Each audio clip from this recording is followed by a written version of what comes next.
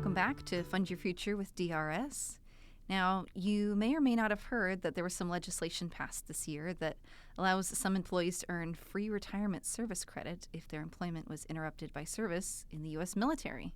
And so today we're getting all the details on this from Kent, who works here at DRS as a management analyst. Welcome, Kent. Thank you. So Kent, House Bill 1007 was signed by the governor and is now law. What changes did it make? This bill added a couple of things. First, if you received an expeditionary medal during your service while being on leave from your employer, you now meet the qualifications of receiving free service credit for that time. And secondly, it made the addition retroactive to members that have retired and may not have received free service credit due to the previous requirements, but now they qualify.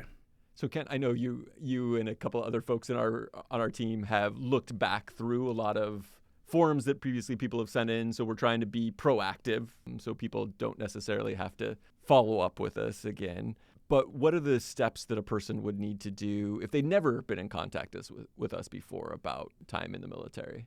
Yeah, I would say the biggest thing is to give us a call, ask one of our representatives about their time. If they've had an interrupt service with their military and they've been away from their employer for that service, and we can take a look at their account and try to figure out if that time lines up with that. And if it does, we can get more information from them about their time in the military service and then ask them to send in documentation for us.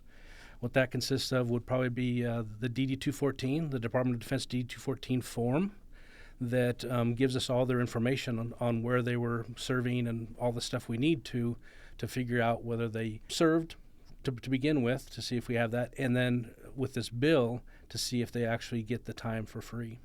And then they'd send that in to us, and we would look at it, talk to their employer, and once we got that back, we could do the determination to be able to send that bill to them, or if they got it for free, then just to let them know that they get that free service credit and it will be applied to their account.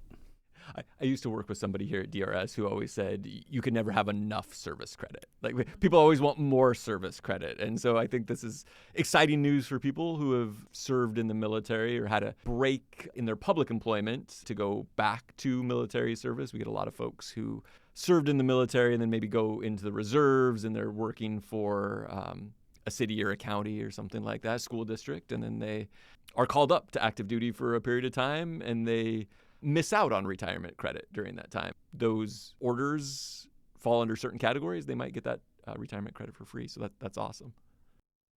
So what about for those folks who maybe worked in the military before they started working for Washington State? For those purposes, for Plan 2 and Plan 3 members, military service must be interruptive to qualify to receive service credit for that time period. For example, if you're in active duty, then you separate from service and you come to Washington State and work for a state agency, that time would not count for any kind of service credit. It has to be after you started working for a DRS-covered employer and then took that time to serve or got called up to serve and then came back to work for a DRS-covered employer. And that's the time that we can actually get the service credit back for them. So you used the word I really like, the interruptive. It interrupted your public service. And if it did interrupt your public service, you might have the opportunity to either get that credit for free or purchase that credit. And so I wanted to ask you Kent, specifically about, and we're not going to be able to get into the specifics of each individual person's. I know, as you said, people will send in their military forms, their DD-214, and our team looks over them to see whether or not they qualify for the free credit. But could you just kind of give us, in general, what might qualify someone to earn free credit for military service? Yeah, the bill itself, because it actually added a couple things onto it. So it used to say that if you were serving and you earned a campaign medal, that you could be possibly able to get free service. And now the new portion of this, the House Bill 1007, actually adds on to that if you received an expeditionary medal, that you can receive free service credit. And all that shows up on your DD-214 if you earned that award while you were serving. That's a good clarification. I know we previously saw a lot of folks who had earned I'm going to hopefully get the term right, the Global War on Terror Expeditionary Medal for their service. And previously, that wasn't a medal that would qualify for free service. And now with this law change, it will allow folks who have earn that medal while serving in an interruptive time period. It will allow them to earn that credit for free, which is great. Could you tell us a little bit about what that process looks like? You said you call into DRS. We would review their history with DRS. We would ask them to send their DD-214 into us. What happens after that? Yeah, after we receive that information, then we will request information from the employer, and they will confirm that you were on authorized leave for military service on that portion of it, because we need to get some information from them. And once we have that information back, then we'll totally evaluate your account and find out which, if any, that you are qualified for. If you are qualified to get that as a free interruptive service, then we would basically just be able to make that for you and grant you those service credits to your account. If it was a situation where you would need to pay for that service credit time frame, we would be able to create the bill for you and send it out to you. Totally an optional bill. You can either pay it or not pay it. But if you do, then you would also receive those service credits for the time that you missed.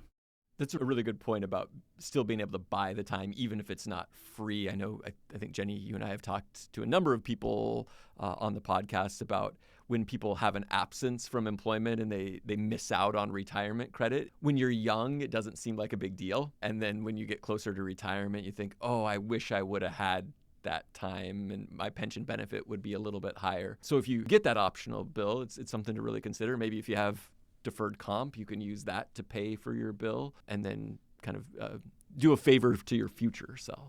Yeah, and one thing to go along with that too is that as soon as you come back from serving in the military from a leave time frame, it's really good to give us a call, because if you do have to pay for it, you really only have about 5 years to get a good deal for that time frame to get that service credit for much less than you would if you wait longer than that. If you do wait longer than 5 years after you return to service for the state, then it can be very, very expensive. Yeah. That's a really good point just in general. If not every one of our listeners is going to have time in the military, but lots of people will have a time period where they go out for an injury, or they're taking care of a child, or they're taking care of an aging parent. And when you come back to employment, it's a great time to contact DRS, figure out if you missed some service credit, what it would cost to purchase that time back. In the case of military credit, you might get it for free, but for other folks, they might want to see what that looks like. And if they have some way to pay for that, that can really help their future self. Yeah, and like you said, making sure you do that within 5 years. And I think from what I remember of our previous conversations, that applies to all the other types of service credit as well, is that sort of 5-year window. 5 years is super common. Yeah. I think there may be one or two bills, but just do it sooner than later. Yeah, exactly. It definitely can make it less expensive.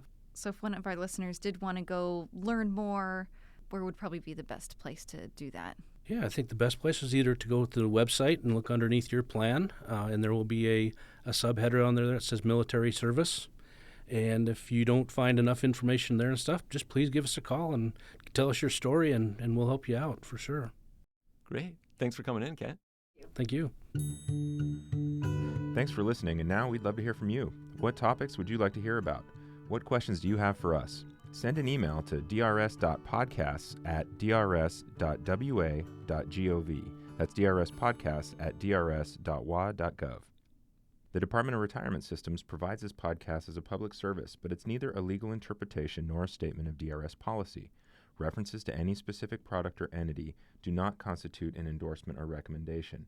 The views expressed by guests are their own, and their appearance on the program does not imply an endorsement of them or any entity they represent. Views and opinions expressed by DRS employees are those of the employees and do not necessarily reflect the view of DRS or any of its officials.